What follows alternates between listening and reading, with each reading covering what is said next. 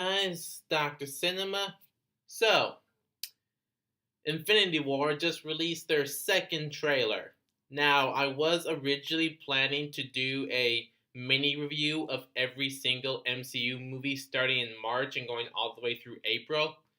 But one, I'm kind of lazy, and two, they moved the release date of Infinity War to the end of April. So I figured I'm still going to do some Marvel related videos leading up to Infinity War, but I'm not going to do a mini review of every single film. But I'm going to do some MCU themed videos. Now, for this video, I'm going to be talking about my top 5 favorite Marvel Cinematic Universe films. Now, we all know that there is no such thing as a perfect film, even when it comes to superhero films. And while I do have my criticisms of some of the more recent installments, I do admit that they are still a good films. They're great to watch. They're still good. I mean, yeah, I have my criticisms. I want them to do new, more interesting stuff, but they're still fun and enjoyable to watch. And a lot of people like them. So the reason I'm going to do top 5 is because I think that's a much simpler way to do things. Like to name top 10 of the already 18 released films is kind of like maybe a slightly odd choice, so I'm just going to stick with the top 5. So let's begin. Number 5, Thor Ragnarok. Thor Ragnarok tells the story of Thor, who discovers that Loki has been playing Odin for some time, and when they go and search for their real father, they discover Hela, their sister, who pretty much kicks him out of Asgard, and now Thor and Loki have to now get back to Asgard along with Valkyrie and Hulk and try to reclaim Asgard from their villainous sister. Now, this film there is a little bit of a debate when it comes to Thor Ragnarok. I mean, compared to the other two Thor films, this one has a lot more jokes and humor. But people have used it against that film, saying that it's either become more of a straight up parody or it's just becoming too much like Guardians of the Galaxy. Now, my thoughts? Yes, there is a lot more humor, and I welcome that humor. But I think people overestimate how funny Thor Ragnarok is. I mean, like I said, there are plenty of jokes in here that for the most part, work. However, the humor is not the main focus of the film. I mean, yes, it's more upbeat, but it's still, for the most part, a dramatic picture. I mean, I'm not familiar with the original Ragnarok story, either in real life Norse mythology or from the comic source material. But the elements that I am familiar with make it in this film. Fenrir the dog, the giant who sticks his sword into Asgard. I actually felt like I was actually seeing Ragnarok. And this film has lasting consequences. Spoiler alert, Asgard is destroyed. And that is something that I really appreciate. A film that has pretty much what is Armageddon in the title actually have long lasting consequences. And it does make many of the characters go through some sort of an arc. And it's really great to see Hulk again in a not a completely solo film, but the closest thing we're going to get to one. And while there is one joke in particular I'm not a big fan of, for the most part, it's still pretty much a dramatic picture, not too unlike what we saw in the other two Thor films, but more closely to the first one. Thor the Dark World just didn't make the cut. And that's why I really actually do appreciate Thor Ragnarok.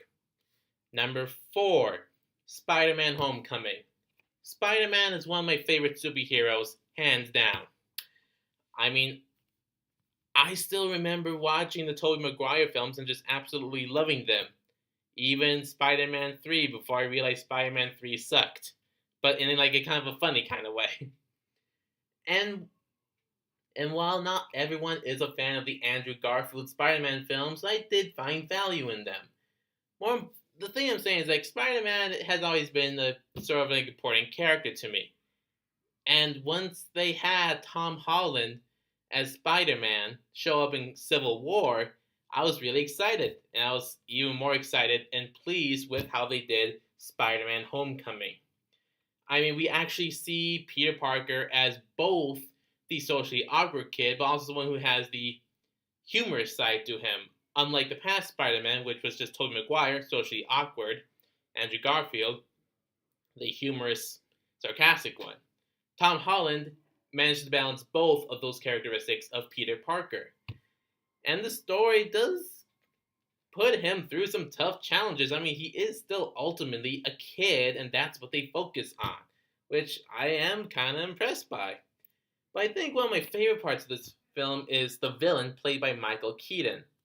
Now, typically most MCU villains aren't that particularly great. However, I really felt like Vulture, played by Michael Keaton, was a big step up. I mean, really, this was a villain who discovered that Peter Parker was Spider-Man, and it wasn't because he tore off his mask or because he told the Vulture. The Vulture actually pieced it together himself.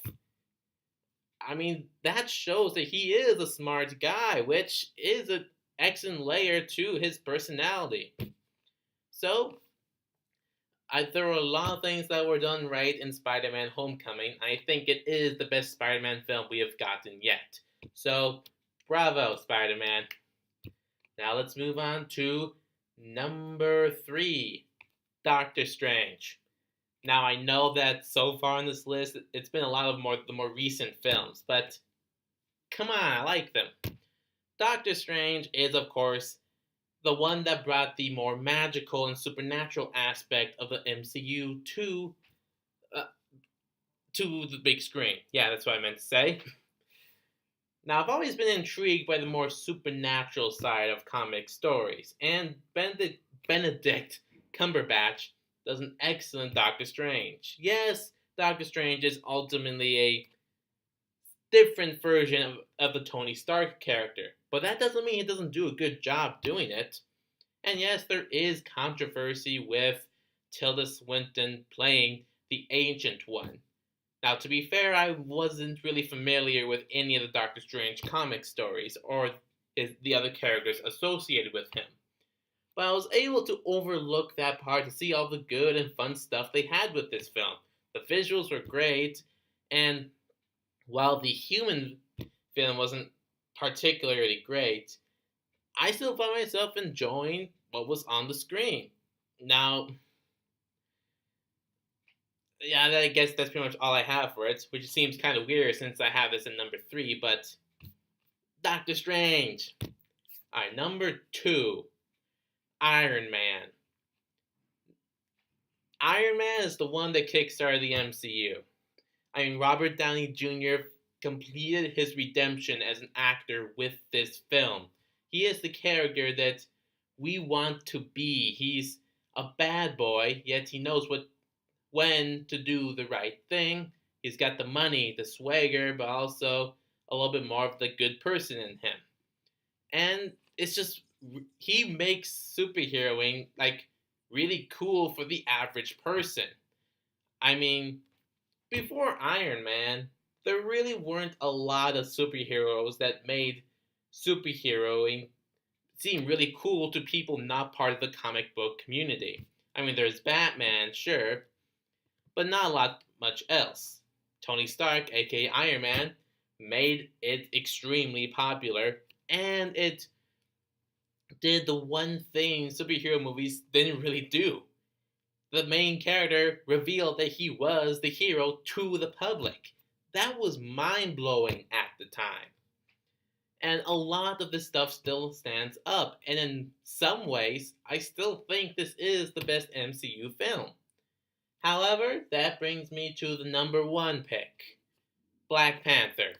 Now, I know I've already done a couple of videos saying that I think Black Panther is the best MCU film yet. And I still stand by that. Yes, there are some ways that Iron Man triumphs over Black Panther. Visual effects in Black Panther, for the most part, were good, but there are definitely parts where you can see that it wasn't completely done. And and to be honest, some of the more comic book parts of Black Panther stood out a little bit more, and not for the right reasons. But it brought a layer of complexity and real world relatability that Iron Man kinda did, but never really completely followed through on.